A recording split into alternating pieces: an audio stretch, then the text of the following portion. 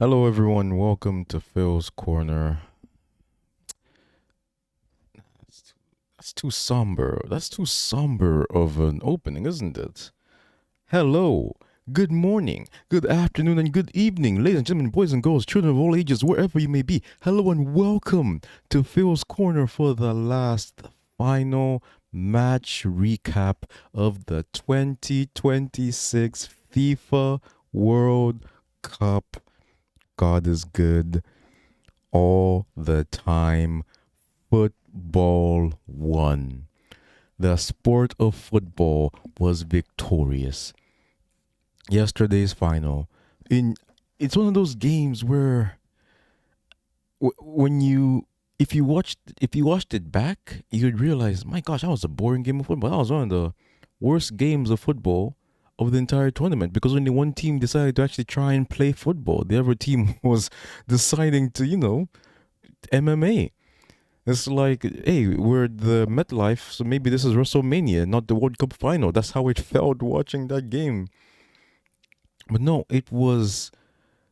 But if you're engaged in like the narrative, if you're sweating bullets the entire time thinking, oh, Argentina just gonna jam their way to another victory, they're just gonna trick their way, do whatever they can to stay in the game, and in the 98th minute of regulation time, the ref's gonna point at the spot, Messi is gonna put the goal into the back of net, and that's it. Or after extra time, you're gonna think, oh, they're gonna hold out until penalties. Martinez is gonna make like five saves in a row or whatever, and they're gonna win the World Cup.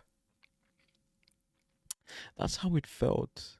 That was the most stressful game of football I've ever had to be with. And uh, it, at the end of the day, at the end of the day, Argentina showed the whole world, showed everyone their true colors, and Spain showed that at the end of the day, the best footballing teams tend to win this major competition. Big up. Let's just talk about the game.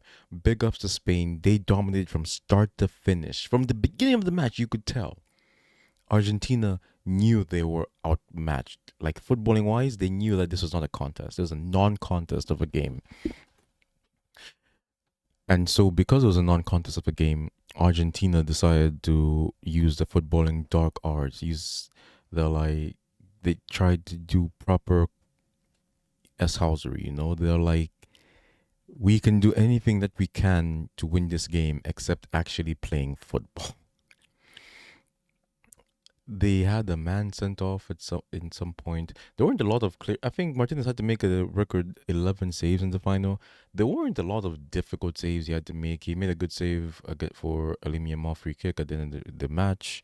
Um, but most of the shots were right at him, really, or they didn't have to stretch to make a bunch. Leandro Paredes came on in the second half. He survived. He got his booking in like the fifth or 10th minutes after coming on. He shouldn't have made it to 70 minutes. That man should have been sent off. And I don't know what FIFA are gonna do to him, but he should be disciplined heavily for his actions. And a lot of the players as well, after the Argentine players after the loss, they just don't know how to take the L. Very unfortunate the way they handled that. Very disgraceful, honestly. Like, this is the part of football that you do. If during the game, fine. At least if you're playing good football, but they weren't. He didn't. They didn't justify that reaction.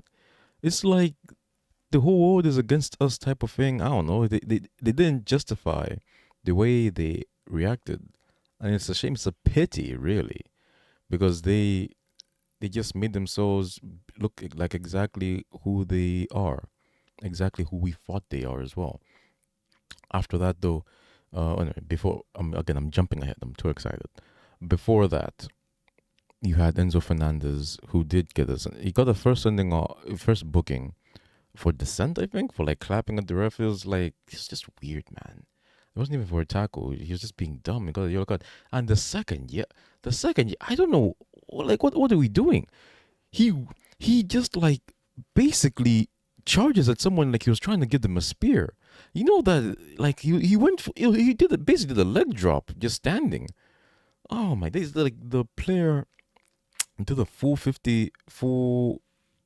Yeah, did a full front flip.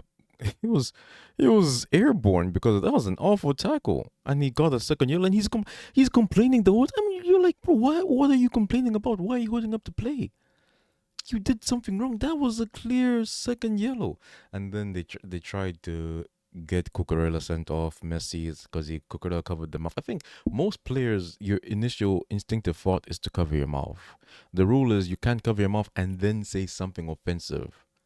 You can't just go like covering your mouth and then it should be like, you know, that's something wrong. It's like having a rule that says you can't wear black t-shirts which have like offensive gang signs or what offensive words on it. And now you're trying to get someone kicked out because you're just wearing a black t-shirt which is blank or just has love on it. Like that doesn't make sense.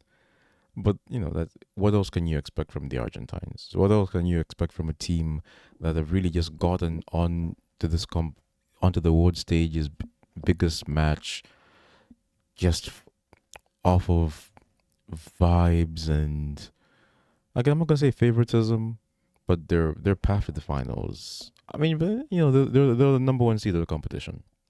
I do believe. I think I'm not sure, but they're Argentina. They had the path of least resistance.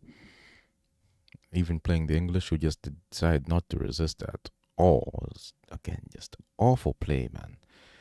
But we saw what the Swiss did against them as well. If you control the tempo against this team, they're not a good enough footballing team. Like I knew, you could see it. You could really see it from the beginning to the end. This is just not the and Spain is. I kept on talking about how player for player, man for man, this team is better than Spain. This team is better than Spain. I think I owe Rodri an apology. Honestly, thought he was past his best. He has been tremendous all World Cup. He has been tremendous. He was tremendous in the final and semi-final. He's been the player who people believe is better than Sergio Busquets. He's been every bit of that player in this tournament, and he was well deserving of that golden ball. Anyway, the goal came in extra time.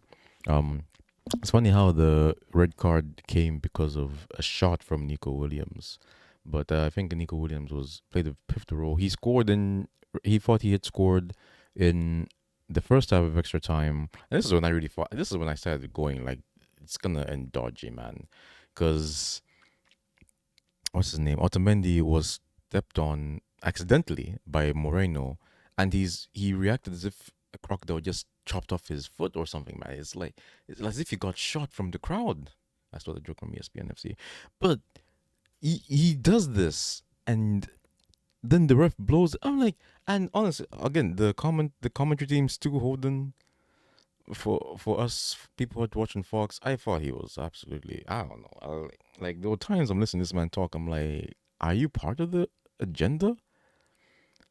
Uh, in the first half of the actual game, he was like, oh, I don't think that's the very first. Which it wasn't given as a foul for Spain, but I think everyone would have seen it and like everyone was like, "That's a clear foul." I can't remember the incident, but anyway, it was that's besides the point. It just irritated me. But all that being said, you look at how Nico Williams put the ball in the back of the net, and you look at how the ref reacted for that goal. I just don't understand. I don't think it's the big enough deal to blow a foul, honestly. Because people get stepped on all the time. It's football. Like it's football. Oh, an accidental step on the foot, just like that. The guy acts like he's been shot, acts like his leg just got cut off. Like what? It wasn't enough for me. But anyway, there was the Spanish players. I guess thought it wasn't enough because they didn't really, they didn't really complain. The ref I thought had a mixed bag. I don't know how he didn't send off Paradis. I don't know how Paradis was allowed to play that whole 90 minutes, man, or that whole whatever, however long he was on the field. He was letting a bunch of stuff go, but at the end of the day, I thought they did a good job. I thought overall, I'd say it was okay. For a World Cup final ref, better than Michael Oliver for sure. But then the goal comes at the start of the second period of extra time. Long ball is played, headed down by Nico Williams. A great head, and then Ferran Torres. When I saw him come on, I'm like, you haven't scored yet, my friend. I think this is your moment. All those missed chances you're getting, I think this is your moment. And I was right. The number seven of the Spanish national team put the ball away. It was a brilliant finish. A great finish after it, the ball nodded down, dumped, put away. Then Argentina decided to start playing football. They're like, oh, we have to save a World Cup. Spain's defense was resolute. One goal conceded. For context, Emi Martinez had to made 11 saves in that match. I can't remember his name. Unai Simon had 10 saves to make in the whole competition, 10 shots on goal, the whole competition. They only conceded one goal. It was it was like a boa constrictor. That's how just wrapping itself, they just suffocate you, man. They suffocate you with good football, with good passing. Again, they don't have I don't think that they have the best players in the world, but they have such a good system. They dropped Pedri. That's how good they are. The system is so immaculate. It's so beautiful. You don't even need the world class number nine. You don't have an O'Neill or Fernando Torres up front anymore, or David Villa.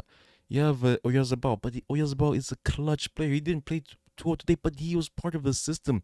But he was really good. Lamine Yamal is a superstar. It's not always about goals and assists. He was a problem.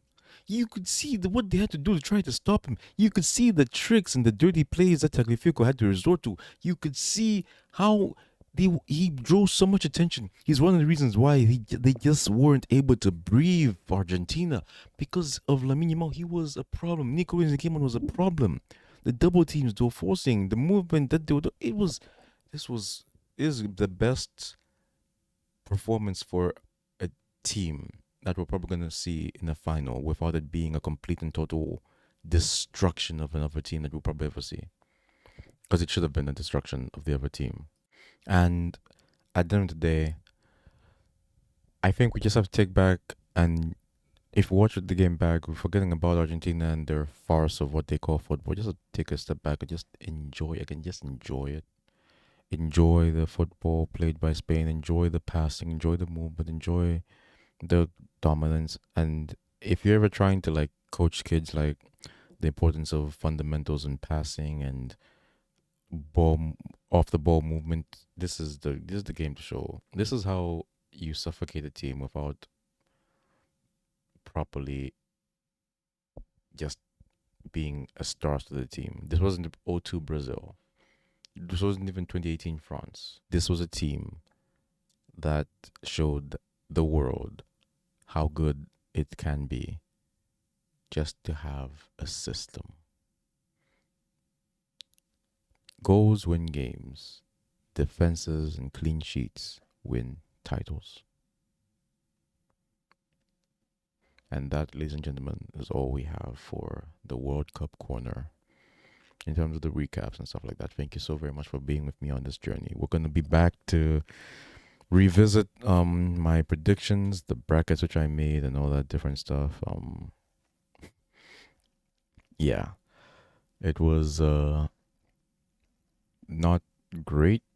I'm sure a lot of biases, and the winner. At least they said Spain were going to make it to the final. I was right about one thing, and they said they're going to score one goal too. I think I don't know.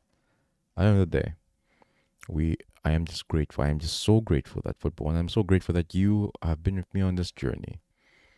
Thank you, FIFA, for hosting such a great tournament. You're still a corrupt evil organization, but at the end of the day, you know what the fans want. You're like prime Vince McMahon. Thank you once again. Thank you everyone who has been here. Please on your way out, do not forget to like, share, and subscribe, and to leave a comment, of course. But it's been a pleasure talking to you today. Until next time, have a wonderful rest of your day. God bless you.